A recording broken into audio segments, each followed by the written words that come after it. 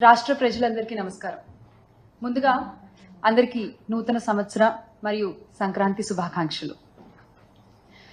ఈ 2025వ సంవత్సరంలో ఈ ప్రెస్ మీట్ని ఒక చిన్న కథతో మొదలు పెడదాం. మనం ఒక పేదవాడు ఎముకలు కొరికే చలిలో వణుకుతూ ఉన్నాడు. అది చూసిన ఒక పెద్ద మనిషి, అలా వణుకుతూ ఎంతసేపు ఉంటావు, ఆగాగాగు, నేను లోపలికి వెళ్ళి నీకు చక్కగా వెచ్చటి రగ్గు తీసుకొచ్చిస్తాను, అది కప్పుకున్నావంటే చాలా బాగుంటుంది ఈ చలిలో నీకు అని చెప్తాడు. చెప్పి ఆ పెద్ద మనిషి పాటికి ఆ పెద్ద మనిషి వెళ్ళిపోతాడు. బయట ఇతను వెయిట్ చేస్తూ ఉంటాడు, ఆ పెద్ద మనిషి ఎప్పుడు వస్తాడు, ఆ రగ్గు ఎప్పుడు తెస్తాడు, నేను ఎప్పుడు కప్పుకోవాలి, నేను ఎప్పుడు నిద్రపోవాలి అని. మాట ఇచ్చిన పెద్ద మనిషి ఇచ్చిన మాట సంగతి మర్చిపోతాడు. మరుసటి రోజు ఉదయం ఆ మనిషికి ఆ మాట గుర్తొచ్చి బయటకు వచ్చి చూస్తే అప్పటికి ఆ పేదవాడు చనిపోయి ఉంటాడు. అతని చేతిలో ఒక ఉత్తరం ఉంటుంది. అది తీసుకుంటే దాంట్లో ఇలా రాసి ఉంటుంది: అయ్యా, నా శరీరం చలిలో ఉన్నా ఆ చలికి అలవాటు పడిపోయి ఉంది, బతికున్నా నేను అప్పుడు. కానీ మీరు కలిగించిన ఒక ఆశ వల్ల, మీరు చెయ్యలేనటువంటి ఒక మాటను మీరు చెప్పడం వల్ల, ఆ ఆశతో నా శరీరం ఆ చలికి తట్టుకునే శక్తిని కోల్పోయి అలా చచ్చిపోయి ఉన్నాను. అప్పుడు ఆ పెద్ద మనిషికి అర్థమైంది, ఓహో, మనం ఇలా తెలియకుండా ఒక ప్రాణాన్ని తీసేసామా అని. ఇక్కడ ఆ మాట ఇచ్చిన పెద్ద మనిషి ఎవరు అని నేను అడగట్లా, ఆ పేదవాడు ఎవడు అని కూడా నేను అడగట్లా. తెలుసుకోవాల్సింది ఏంటి అంటే, చేత కానప్పుడు, చెయ్యలేనప్పుడు మాటలు చెప్పకూడదు, ఆశలు కలిగించకూడదు. వీటినే అచ్చ తెలుగు భాషలో చెప్పాలంటే శుష్క వాగ్దానాలు అంటారనమాట. ఇప్పుడు ఈ ప్రస్తావన ఎందుకు తీసుకొస్తున్నాను అంటే, చంద్రబాబు నాయుడు గారు మా అక్క చెల్లెమ్మలని, మా మహిళలని మరోసారి నమ్మించి మోసం చేశారు. ఆయన మాకు ఇస్తానన్న వాగ్దానం నిలబెట్టుకోలేకపోగా, ఇస్తానన్న హామీలు ఇవ్వకపోగా, జగనన్న ఇస్తున్న పథకాల్ని కూడా ఆపేసి ఈ రోజున ఆంధ్ర రాష్ట్రంలో ఉన్న మహిళలకి, ఆడపిల్లలకి, వారి కుటుంబాలకి తీవ్ర ద్రోహాన్ని చేశారు. ఎన్నికల సమయాల్లో సూపర్ 6 అంటూ పెద్ద పెద్ద బ్రాండింగ్స్ వేసుకున్నారండి కూటమి ప్రభుత్వం. మనం చూడొచ్చు ఇక్కడ ఈ సూపర్ 6 అంటూ ఈ పెద్ద పెద్ద బ్రాండింగ్ ని పట్టుకుని కూటమి నాయకులు పవన్ కళ్యాణ్ గారితో సహా ప్రతి ఇంటికి తిరిగి ఈ హామీలన్నీ ఒక పేపర్ పై పెట్టి నాయకులు సంతకాలు చేసి ప్రజలకు ఇచ్చారు. దీన్ని ఒక బాండ్ పేపర్లా భావించండి, మా హామీలకి ఎటువంటి ఢోకా లేదు అని చెప్పారు. అందరూ సంతకాలు చేశారు. కానీ ఈ రోజున అధికారంలోకి వచ్చిన తర్వాత వీటి ఊసే లేదు. ఆ రోజున మీరు అబద్ధాలు చెప్పి బాండ్ పేపర్లు అంటూ ప్రతి ఒక్కళ్ళు సంతకాలు చేసి ఈ పేపర్ని ప్రజల చేతిలో ఇలా పెట్టి ఈ రోజున మీరు వచ్చిన తర్వాత వాటి ఊసే ఎత్తకుండా ప్రజల్ని మోసం చేస్తుంటే, ఆ రోజు మీరు పెట్టిన సంతకాల విలువేంటో మీరే చెప్తున్నారు. ఇదేనా మీ సంతకం విలువ? ఈ రోజు ఉదయం జగనన్న కూడా ఇదే విషయమై ఆంధ్ర రాష్ట్ర ప్రజల పక్షాన, అలాగే మహిళల పక్షాన ఎదుర్కొంటున్నటువంటి సమస్యలపై, ఎగ్గొట్టేసిన హామీలపై ట్విట్టర్ వేదికగా చంద్రబాబు నాయుడు గారిని నిలదీయడం జరిగింది. ఇప్పుడు ఒక సాటి మహిళగా మా మహిళలకు జరుగుతున్న అన్యాయాలపై నేను కూడా అడుగుతున్నాను. ఎందుకని ఇలా పదే పదే మహిళల్ని మీ మాటలతో నమ్మించి మోసం చేస్తున్నారు? ఇది చీటింగ్ కాదా? ఇది అన్యాయం కాదా? అసలు ఇలా మహిళల్ని మోసం చేస్తున్నందుకు చట్టపరంగా మీ పైన 420 కేసు పెట్టచ్చు. ఎందుకు మీరు ఇచ్చిన వాగ్దానాలపై మీకు అంత చులకన భావం? ఎందుకు మీ మేనిఫెస్టో అంటే మీకు అసలు అంత లెక్క లేదు? ఎందుకు ప్రజలకు ఇచ్చిన మాటల్ని టేక్ ఇట్ ఫర్ గ్రాంటెడ్ గా తీసుకుంటారు మీరు? ఇదేమీ మీకు కొత్త కాదు, ఇదేమీ కూటమి నాయకులకి కొత్త కాదు. 2014లో కూడా ఇలాగే మీరు చూసుకున్నట్లయితే 2014లో కూడా డ్వాక్రా రుణమాఫీ అని మహిళలకి ఆశలు కల్పించి అధికారంలోకి వచ్చిన తర్వాత యథావిధిగా ఎగ్గొట్టేశారు. ఇక్కడ మనం చూడండి, చంద్రబాబు నాయుడు గారు ఉన్నారు, పవన్ కళ్యాణ్ గారు ఉన్నారు, మోదీ గారు ఉన్నారు. మీరు చెప్పిన మాటలకి విలువ లేదు, మీరు ఇచ్చిన హామీలకి విలువ లేదు, మీరు చేసిన సంతకానికి విలువ లేదు. అంటే పోన్లే పాపం మహిళలు పదే పదే నమ్ముతున్నారు మనల్ని, చాలా చులకనగా తీసుకోవచ్చు, చాలా తేలిగ్గా మోసం చేసేయచ్చు అనుకుంటున్నారా మీరు? ఈ రోజున మీ మాటల్ని మళ్ళీ మళ్ళీ నమ్మి మోసపోయే మహిళలు ఎవరూ లేరు. ఖచ్చితంగా ప్రతి మహిళ ఈరోజు మిమ్మల్ని గద్దె దించే ప్రయత్నం చేస్తున్నారు. మీరు ఆ విషయం గ్రహించాలి. అరే అసలు అన్ని హామీల్లోకి కూడా తల్లికి వందనం అనేది మా ముఖ్యమైనటువంటి హామీ అని మీరు చెప్పుకుంటూ వచ్చారు. ఆ తల్లికి వందనం గురించి మీరు ఎలా ప్రచారం చేశారో కూడా ప్రతి ఒక్కళ్ళకి తెలుసు. ఏడాదికి రూపాయలు 15,000 చొప్పున ఇస్తామన్నారు. అది ఇవ్వకపోగా మీరు అధికారంలోకి రాగానే జగనన్న ఇస్తున్నటువంటి అమ్మఒడి పథకాన్ని కూడా ఆపేశారు. గత 7-8 నెలలుగా పిల్లలు, తల్లులు మీరు ఇస్తానన్న ఆ తల్లికి వందనం హామీ కోసం ఎదురు చూస్తూనే ఉన్నారు. ఆ పిల్లల ఎదురు చూపులకి మీరేం సమాధానం చెప్తారు? ఆ తల్లుల ఎదురు చూపులకి మీరేం సమాధానం చెప్తారు? వాళ్ళ భవిష్యత్తుకు మీరేమి సమాధానం చూపిస్తారు? మేము ప్రశ్నిస్తున్నాం ఈ రోజున రాష్ట్రంలో ప్రతి ఒక్కళ్ళు జగన్మోహన్ రెడ్డి గారు ఉంటే అనేటువంటి ప్రశ్నని వాళ్ళు వేసుకుంటున్నారు. ఖచ్చితంగా దానికి తగ్గ సమాధానాన్ని త్వరలోనే మీకు చూపిస్తారు. అసలు ఏ రకంగా ప్రచారం చేశారండి మీరు?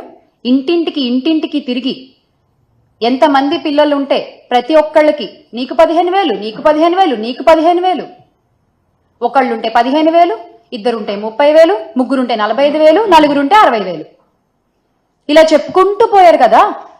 రామానాయుడు గారు అయితే, గౌరవ మంత్రి రామానాయుడు గారు అయితే, ఆయన అసలు ప్రతి గ్రామానికి తిరిగి ప్రతి ఇంటికి తిరిగి ఏ విధంగా ప్రచారం చేశారో ఆయన చేసినటువంటి స్కిట్లు ఇప్పటికీ ప్రతి ఒక్కళ్ళ ఫోన్లలో ఆడియో రూపంలో, వీడియో రూపంలో మనం వింటూనే ఉన్నాం.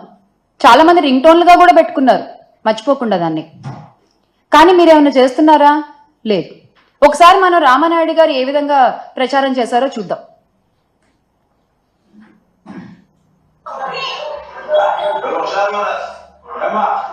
మళ్ళీ మన ప్రభుత్వం వచ్చాక అందరికీ కూడా మీరు 15,000, మీరు 15,000, మీరు 15,000, మీరు 15,000, మీరు 15,000, మీరు 15,000, మీరు 18,000, 18,000, 18,000 మళ్ళీ ఇస్తున్నాను. రాసిపెట్టుకోండి. మళ్ళీ 15,000, 15,000, 15,000, 15,000, 15,000, 15,000, 15,000, మీకు 18,000, మీకు 18,000, మీకు 18,000, మీకు 18,000 రాసిపెట్టుకోండి. అతనికి మళ్ళీ కూడా జనాకు 15,000 ఆశీర్వదించండి.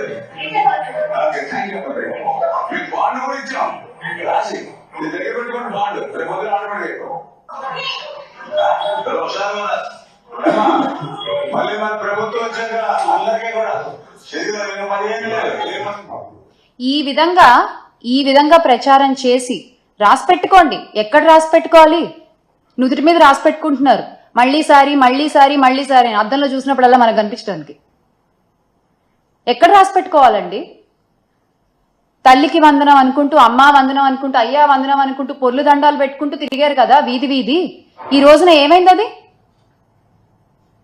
అదే వైఎస్ఆర్ కాంగ్రెస్ పార్టీ అధికారంలో ఉన్నప్పుడు, జగన్మోహన్ రెడ్డి గారు ముఖ్యమంత్రిగా ఉన్నప్పుడు మనము 44.48 లక్షల మంది తల్లులకి, దాదాపుగా 84 లక్షల మంది పిల్లలకి 26,067 కోట్లని జగనన్న అందించారు.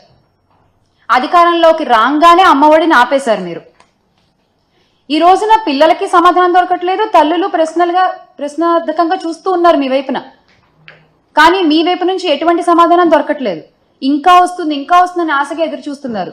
కానీ ఈ రోజున మీరు తేల్చి చెప్పేశారు క్యాబినెట్ లో, ఈ ఏడాది ఇవ్వబోము అని చెప్పి. అరే మీరు ఇలా హామీలు చెప్పేటప్పుడు మాత్రం ప్రజల మధ్యలోకి వచ్చి, ఇంటి ముందరకు వచ్చి చెప్తారు మేము ఇస్తామని. మేము ఇవ్వమని మాత్రం 4 గోళ్ల మధ్య చెప్పేస్తారు. మీకు నిజంగా ధైర్యం ఉంటే, మీకు నిజంగా మహిళల్ని ఎదుర్కొనేటువంటి సత్తా ఉంటే, ఆ ఏ మహిళల ముందుకొచ్చి మీరైతే ప్రమాణాలు చేశారు అదే మహిళల ముందుకొచ్చి ఈ రోజున చెప్పండి మేము ఇవ్వలేకపోతున్నాము, మమ్మల్ని క్షమించండి అని ఒప్పుకోండి. పోని నిజంగా ఈ రోజున కూటమి నాయకులు మా మహిళలందరికీ కూడా క్షమాపణలు చెప్పాలి ఈ విషయంలో. ఎందుకంటే చిన్న విషయం కాదండి ఇది. ప్రజల్ని నమ్మించి, మాటిచ్చి, మోసం చేసి అధికారంలోకి వచ్చేసి ఏరు దాటాక తెప్ప తగిలేసినటువంటి చందాన్ ఉంది ఇది. కాసేపు మాటలు పక్కన పెట్టి లెక్కలు మాట్లాడుకుందాం మనం. ఎందుకంటే ఆడబిడ్డ నిధి అని మీరు చెప్పినటువంటి 18 ఏళ్ళు నిండిన ప్రతి మహిళకి నెలకి 1500 అని చెప్పారు మీరు. 18 ఏళ్ళు నిండిన వాళ్ళు దాదాపుగా 2.7 కోట్ల మంది ఉన్నారు మన రాష్ట్రంలో. ఈ 2.7 కోట్ల మందికి మీరిస్తానన్న లెక్కే 1500 చొప్పున, ఏడాదికి 18,000 చొప్పున, మొత్తం 37,313 కోట్లు. ఇది ఒక లెక్క. తల్లికి వందనం దగ్గరికి వస్తే మొత్తం 83 లక్షలు, అంటే నెంబర్ ఆఫ్ స్కూల్కి వెళ్ళేటువంటి పిల్లలు 83 లక్షల మంది ఉన్నారు. అలాగే ఒక స్టూడెంట్కి 15,000 అన్నారు, మీరే అన్నారు, నేనేమనట్లా, 15,000 అని మీరే అన్నారు. ఆ లెక్కన మొత్తం 12,450 కోట్లు. ఇక మీరు ఇస్తానన్న దీపం పథకం, బాబాయ్ అసలు దీని గురించి అయితే ఖచ్చితంగా మాట్లాడుకోవాలి మనం. ఈ దీపం పథకం కింద అసలు మొత్తం ఎల్పిజి గ్యాస్ కనెక్షన్ ఉన్న వాళ్ళు మన రాష్ట్రంలో 1,54,47,061 మంది. ఓకే, మీరు ఇస్తానన్నది 3 సిలిండర్లు ఏడాదికి. ఒక సిలిండర్కి ఎంత అన్నారు? 1000 రూపాయలు అన్నారు, అవునా? ఆ లెక్కన సంవత్సరానికి 3,000 అయింది. అప్పుడు ఇంతమందికి 1,54,47,061 మందికి ఎంత అవుతోందండి సంవత్సరానికి? ఈ దీపం పథకం కింద 4,115 కోట్లు కావాలి. 4,115 కోట్లు. కానీ మీరు ప్రవేశపెట్టింది 800 చిల్లర. అంటే మీరు ఒక్కొక్కటే ఇద్దామనుకున్నారా? ఎగ్గొట్టేస్తామని తెలిసే మీరు ఇలాంటి హామీలు ఇస్తూ ఉంటారా?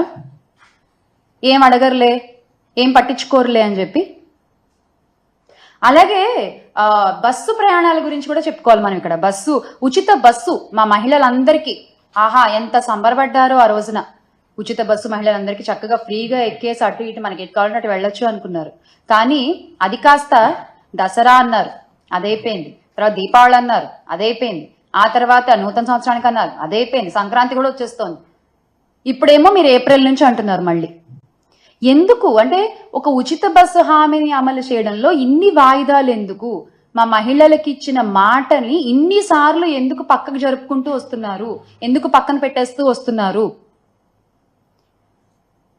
మహిళలనే కాదు, మహిళలు, రైతులు, విద్యార్థులు, నిరుద్యోగులు ఏ ఒక్క హామీ నెరవేర్చారండి? ఏ ఒక్క హామీ నెరవేర్చారు మీరు? నారా లోకేష్ గారు తీసుకుంటే టైం రాసి పెట్టుకోండి, డేట్ రాసి పెట్టుకోండి. 2025 మేము జాబ్ క్యాలెండర్ రిలీజ్ చేస్తున్నాం. లోకేష్ గారు టైం రాసి పెట్టుకున్నాము, డేట్ రాసి పెట్టుకున్నాము. ఎక్కడ సార్?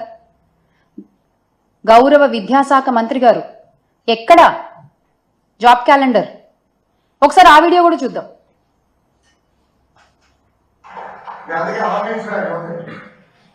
తెలుగుదేశం పార్టీ అధికారంలోకి వచ్చిన మొదటి సంవత్సరం అంటే 2025 జనవరి నాడు జాబ్ క్యాలెండర్ మేము ప్రకటిస్తాం. ఎన్ని ఉద్యోగాలు, ఎప్పుడు ఎగ్జామ్లు వస్తాయి, ఎప్పుడు ఇంటర్వ్యూలు వస్తాయి, ఎప్పుడు ఆఫర్లు వస్తాయి, చాలా స్పష్టంగా జనవరి 1, 2025. సో ప్రభుత్వ ఉద్యోగులు ప్రతి సంవత్సరం జాబ్ క్యాలెండర్ మేము ప్రకటిస్తాం. ఎన్ని ఉద్యోగాలు ఉంటాయి, ఎప్పుడు ఎగ్జామ్లు అవుతాయి, ఎప్పుడు రిక్రూట్మెంట్ లెటర్ వస్తుంది, ఇవన్నీ పక్కన పెడితే అసలు ఎప్పుడు ఈ హామీ వస్తుంది అని ఎదురు చూస్తున్నారు నిరుద్యోగులందరూ, రాష్ట్రంలో ఉన్న యువత అందరూ. యువగళం అంటూ నిరుద్యోగ భృతి 3,000 అంటూ మీరు చేసిన ప్రచారం ఎంతమంది యువతలో ఆశలు రేకెత్తిచ్చిందండి? ఈ రోజున ఆశలన్నీ నీరుగారిపోతున్నాయి. అలాగే మహిళా సంక్షేమం గురించి మీరు చెప్పినటువంటి మాటలు అసలు 1 కాదు 2 కాదు నిజంగా. అంటే ఇన్ని మాటలు చెప్పొచ్చా? ఇంతలా నమ్మించొచ్చా? ఇంతలా షుగర్ కోటింగ్ వర్డ్స్ అంటారు, అలా చెప్పారు మీరు. అసలు నిజంగా ఏం చెప్పారండి? స్వయం సహాయక సంఘాలకు వడ్డీ లేని రుణాలు 3 లక్షల నుండి 10 లక్షల వరకు పెంచుతాము అని చెప్పారు, అది లేదు. ప్రత్యేక పథకం P4 మోడల్ మహిళలను ఆర్థికంగా బలోపేతం చేయడానికి చర్యలు, అది లేదు. అంగన్వాడీ కార్యకర్తలు లేదు. వాలంటీర్లకి న్యాయం చేస్తామన్నారు, అది లేదు. పండగ కానుకలు అన్నారు, పెళ్లి కానుకలు అన్నారు. పండగలు లేవు, పెళ్లిళ్ళు లేవు, ఒకటే పండగ ఒకటే పెళ్లి. ఇచ్చిన హామీలు ఎగ్గొట్టేయడం, అంతే కదా. ప్రజలేమో రోజు రోజుకి అన్యాయం అయిపోతూ ఉన్నారు. మహిళలకు ఇచ్చిన మాటలు గాల్లో కలిసిపోతూ ఉన్నాయి. మీ హామీలకి రెక్కలొచ్చి ఎగిరిపోతూ ఉన్నాయి. మీరు మాత్రం సంపద సృష్టి అని మాట్లాడుతూ ఉండండి. ఇన్నాళ్ళు సంపద సృష్టి అంటే రాష్ట్రానికి ఏమో అనుకుని పొరబడ్డాం మేము. కాదు, సంపద సృష్టి అంటే మీకు అన్న విషయం మాకు మొన్న తెలిసింది. Congratulations on being the richest CM గౌరవ ముఖ్యమంత్రి చంద్రబాబు నాయుడు గారు. సంపద సృష్టి అంటే ఇదా? ప్రతిదాన్ని ప్రైవేటీకరణ చేయడం, జగనన్న ఆధ్వర్యంలో ప్రవేశపెట్టిన అన్ని పథకాలని ఈ రోజు మీరు ప్రైవేటీకరణ చేస్తున్నారు, ఆరోగ్యశ్రీతో సహా. ఏంటండి అది? మహిళలంటే గౌరవం లేదు, యువతకి దారి చూపిద్దామన్న శ్రద్ధ లేదు, హామీలు నెరవేర్చుదామన్న ఆలోచన లేదు. ఏంటయ్యా అంటే మళ్ళీ అంటే ట్రోల్ చేస్తారు, సీజ్ ద షిప్ అంటారు. ముందు ఈ ప్రాబ్లమ్స్ అన్నిటినీ సీజ్ చేయండి సార్, ముందు ఇవన్నీ సీజ్ చేయండి, ఆ తర్వాత మనం మాట్లాడుకుందాం దేన్ని సీజ్ చేయాలో. ఇంతమందికి మీరు సమాధానం చెప్పాలి, ఇంతమంది మీ సమాధానం కోసం ఎదురు చూస్తున్నారు. వాళ్ళ తరఫున వైఎస్ఆర్ కాంగ్రెస్ పార్టీ ఖచ్చితంగా నిలబడుతుంది, ప్రశ్నిస్తుంది, అడుగుతుంది. ఖచ్చితంగా మళ్ళీ ఆంధ్ర రాష్ట్ర ప్రజలందరూ కూడా మా పార్టీ అధ్యక్షులు గౌరవ శ్రీ వైఎస్ జగన్మోహన్ రెడ్డి గారిని అధికారంలో కూర్చోపెడతారు. ఖచ్చితంగా we all will make Andhra great again with Jagan అన్న. జై జగన్.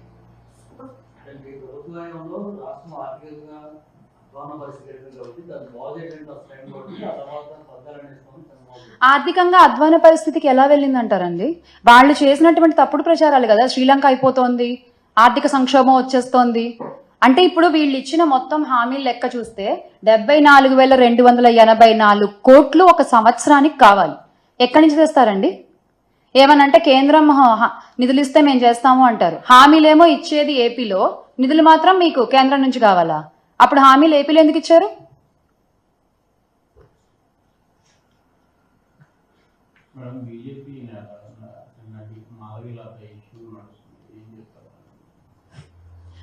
ఇష్యూస్ అనేవి క్రియేట్ చేయడం, ఇష్యూస్ అనేవి స్ట్రెచ్ చేయడం, ఇష్యూస్ ఎగ్జాక్ట్గా ఏంటి అనేది ప్రజలకి చూపించడం అనేది చాలా ముఖ్యం. అది యాజ్ అ మీడియా ఫోర్త్ ఎస్టేట్గా మీ భుజాలపై ఉంటుంది అది.